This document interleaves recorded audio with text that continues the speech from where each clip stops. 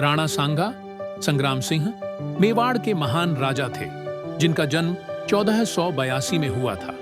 वे सिसोदिया वंश के शासक थे और अपनी वीरता, रणनीतिक कुशलता और युद्ध कौशल के लिए प्रसिद्ध थे।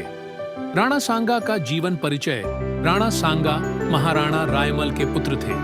उन्होंने मेवाड़ की सत्ता संभालने के बाद अपने राज्य का विस्तार किया और दिल्ली, गुजरात, मालवा और लोदी साम्राज्य के सुल्तानों के खिलाफ कई युद्ध लड़े। राणा सांगा की प्रमुख उपलब्धियां: 1. बहादुरी और युद्ध कौशल। राणा सांगा ने अपनी वीरता से कई बड़े युद्ध जीते।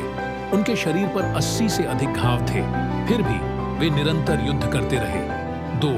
खानवा का युद्ध 1527। बाबर के खिलाफ लड़ा गया यह युद्ध ऐतिहासिक था। राणा सांगा ने अफगानों और राजपूतों को एकजुट किया, लेकिन बाबर की तोपों और युद्ध नीति के सामने वे पराजित हो गए। 3.